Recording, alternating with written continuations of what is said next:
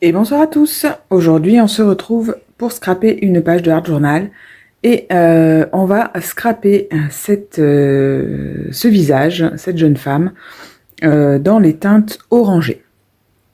Alors, je me suis demandé quelle teinte j'allais mettre parce que je me suis dit si tu fais un fond orange, est-ce que ça va pas faire un peu trop de orange? Donc, j'ai trouvé, je vais faire je vais dire un fondu, c'est pas vraiment un fondu, mais je vais faire une demi-teinte, c'est-à-dire que je vais mettre du orange sur le bas de ma page, puisque je vais mettre mon visage ici, et je vais mettre du vert sur la moitié, enfin presque les 3/4 de la partie haute. Voilà, donc comme d'habitude, j'utilise mes brousseaux. Je mets donc le vert voilà, sur ma partie haute pour bien voilà, que ça vienne déborder voilà, par ici. Et je vais mettre le orange sur le bas de ma page. Comme d'habitude, j'inonde le tout.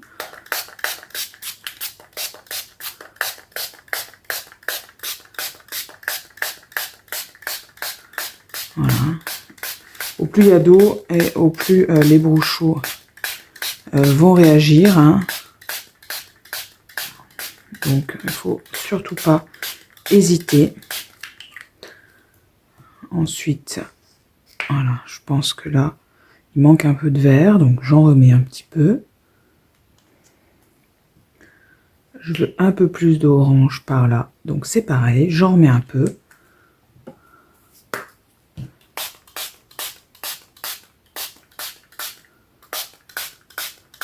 Voilà. Donc maintenant que j'ai bien tout inondé, eh bien je vais aller sécher tout ça avec mon heat gun. Donc on se retrouve juste après. Voilà, donc ma page est sèche. Je vais donc maintenant prendre mes tampons de fond pour venir habiller cette page.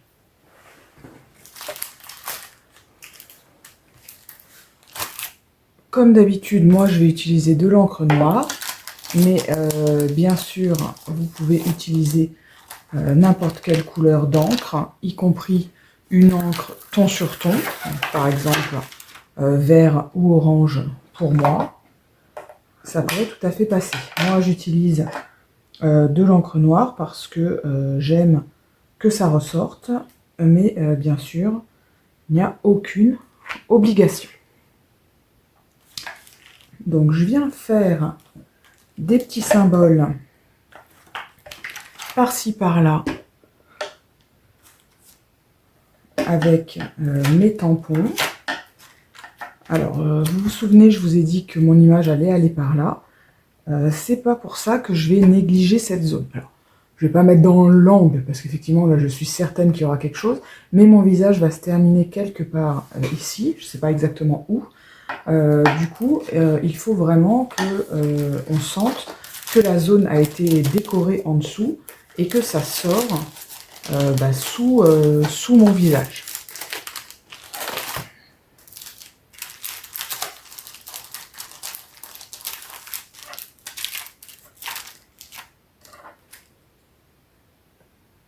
Voilà. Comme d'habitude, hein, moi je commence toujours par les côtés. Les côtés, les angles, les bords en tout cas. Et après, je viens en mettre un petit peu dans le milieu. Mais bien évidemment, ça n'a aucune espèce d'importance et vous pouvez tout à fait commencer par le milieu.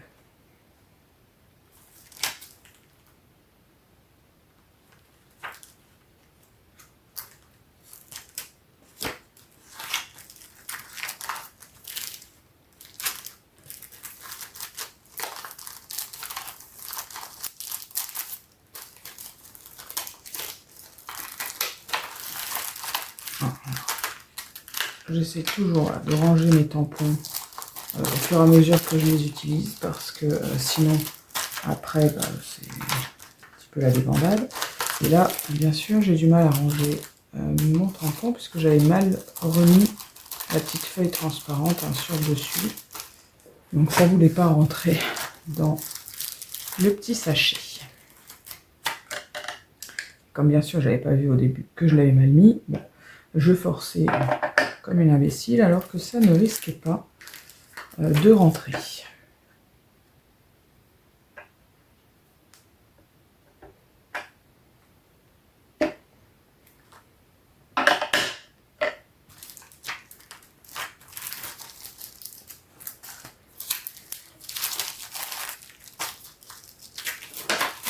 Donc je mets un petit peu toutes sortes de tampons.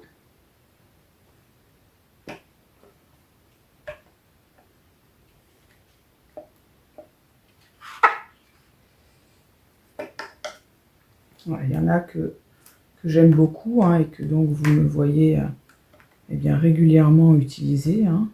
Déjà parce que bon, en général on n'a pas non plus 50 000 tampons de fond différents. Donc effectivement on utilise toujours un petit peu les mêmes.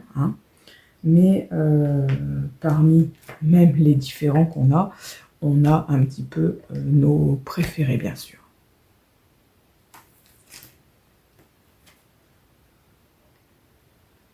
Sur cette planche, j'ai pas mal de petites choses différentes. J'ai des petits ronds, j'ai des petits losanges, j'ai des petits carrés. Donc voilà, ça me permet d'avoir pas mal de petites choses. Ensuite, je vais prendre mon petit tampon écriture, dont je me sers toujours. Pour moi, c'est un indispensable.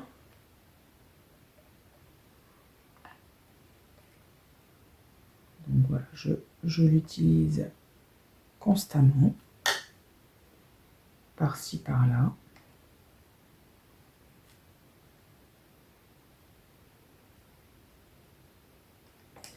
Et là, je me permets même de venir y mettre, hop, un papillon, parce que je trouve que ça se prête plutôt bien avec le visage que j'ai choisi, qui a une grosse fleur.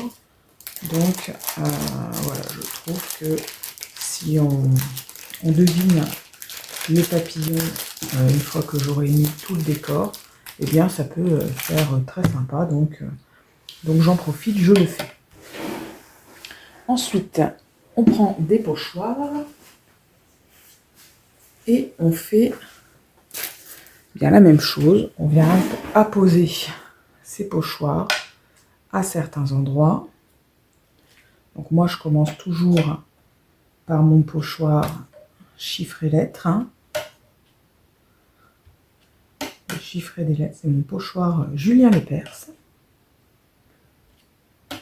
À chaque fois, je vous dis ça. Si ça se trouve, c'est pas du tout Julien Lepers qui présentait des chiffres et des lettres. Alors j'espère que c'est bien lui, parce que sinon, je vous dis ça, ça n'aurait aucun sens. Mais bon, faudrait quand même que je vérifie quand je balance un truc comme ça. Voilà, donc de ci, de là, je mets des lettres, je mets des chiffres. Là, vous voyez, je mets cette grosse flèche.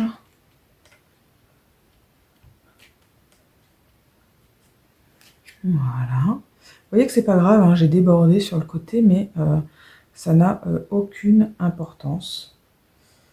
J'hésite à mettre le 4 ou le 3. Je vais mettre le 4 ici, à cheval sur le petit muret là que j'ai déjà tamponné tout à l'heure. Ça n'est pas grave.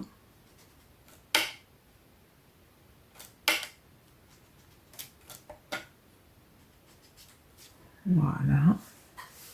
Et puis, je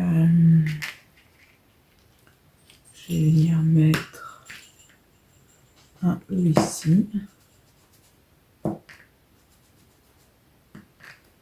Et un 5 ici. Voilà. Une fois que j'ai fait ça, je vais prendre un autre pochoir et je vais prendre celui-ci. Voilà, j'aime beaucoup ce pochoir-là, je l'utilise assez régulièrement parce que il est bien. Je peux l'utiliser que sur certaines parties. Et franchement, il rend bien à chaque fois, vous voyez. Il occupe bien l'espace. Ça fait des traits. Ça fait juste des angles. Il occupe l'espace en faisant des formes un peu différentes selon l'endroit que j'utilise du pochoir. Donc ça, c'est pas mal. Avec un même pochoir, du coup, ça fait plusieurs possibilités. Hop, je sais qu'ici, ça va être caché, mais quand même, cette zone un peu blanche me dérange. Voilà. Je pense que là, on est pas trop mal. Hop, ici. Voilà, super. Voilà, donc maintenant, c'est le moment de venir coller son image. Donc moi, pas de suspense, je vais la coller ici dans l'angle là. Voilà. Donc, bah écoutez, je colle ça hors caméra et puis on se retrouve juste après. Voilà, donc j'ai collé mon visage et pour tout vous dire, je suis assez satisfaite des couleurs. Je trouve que là, du coup, l'avoir mis le vert derrière, ça fait bien ressortir le orange du visage. Et ici, ça fait un rappel du orange. Donc, je trouve que c'est plutôt pas mal. Maintenant, tout l'enjeu va être de permettre à cette image de s'intégrer vraiment dans le fond de la page et non pas d'être collée tout simplement par-dessus. Donc pour ça, on va mettre des tamponnages et ensuite de la pâte à structure sur notre visage, enfin à cheval entre le visage et la page de fond. Voilà, pour donner l'illusion en fait que notre visage fait partie intégrante de notre page. Voilà, donc je viens tamponner un petit peu à cheval des écritures, voilà, sur mon visage et sur mon fond de page. Voilà, pour que ça fasse partie intégrante de l'image, enfin, de la page plutôt, de Art Journal.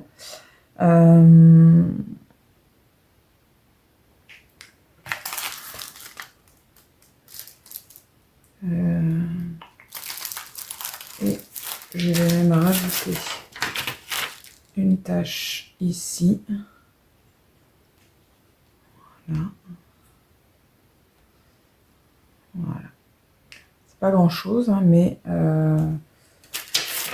ça permet d'intégrer. Voilà. J'ose pas trop mettre de noir en fait sur le haut du visage. J'ai peur que ça gâche un petit peu la chose. Je préfère garder pour mettre de la pâte à structure un petit peu moins sévère au niveau coloris. Donc justement, c'est le moment de mettre de la pâte à structure. J'ai choisi ma pâte à structure légèrement blanche que je vais venir appliquer au couteau sur mon schéma. Et hop, j'ai choisi ce pochoir avec les arrondis pour cette image. Donc, je commence toujours par mon image, la partie à cheval entre mon image et mon fond de page.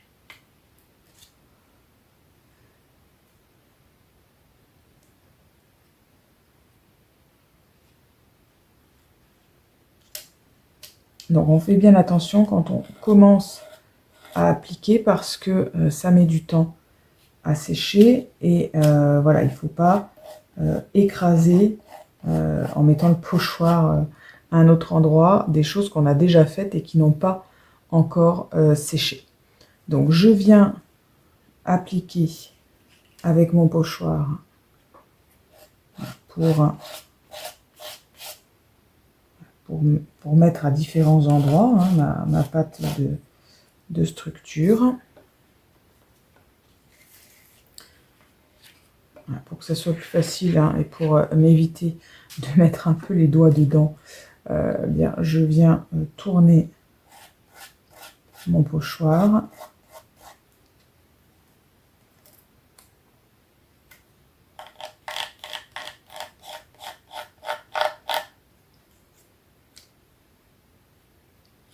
Hop.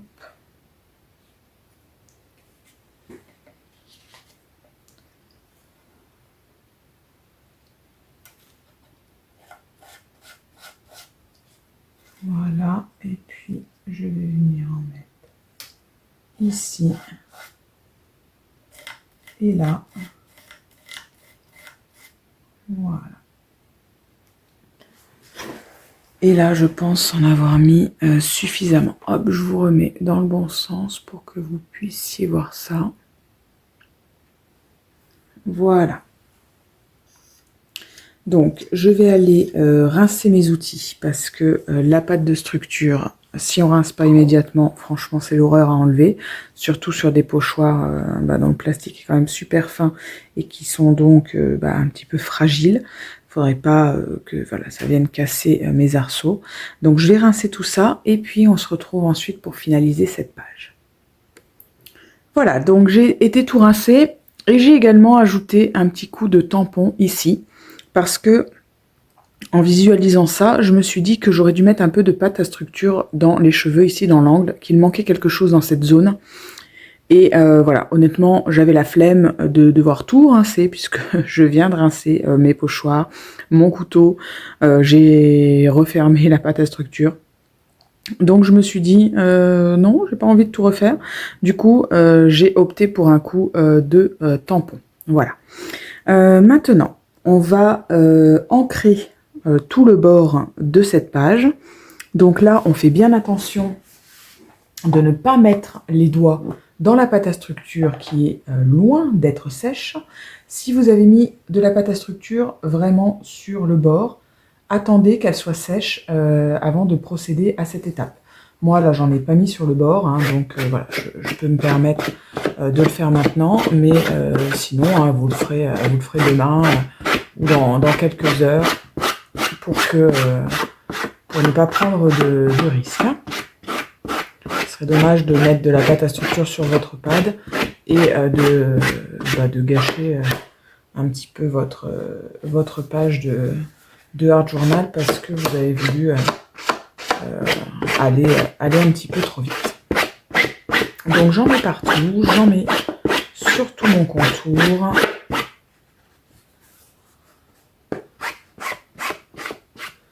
Voilà, on peut penser que ça ne se voit pas. Oh là là. Mais voilà, regardez. Voilà, j'ai mis... Mon pad est tombé, il m'a glissé des mains, donc il est tombé ici. Vous voyez que la pâte à structure est noire et que j'ai plein de pâte à structure sur mon pad. Donc voilà, il va falloir que je nettoie tout ça avant que ça sèche, que je nettoie toutes mes bêtises. Du coup, je sais plus ce que j'étais en train de vous dire. Oui, on peut penser que ça ne se voit pas beaucoup, mais en réalité, on voit quand même la différence quand on met du pad sur tout le bord ou quand on n'en met pas. Donc vraiment, faites-le parce que ça vient vraiment finaliser votre page. Voilà, donc n'hésitez pas. faites-le. Voilà, donc je nettoie vite mon pad. En enlevant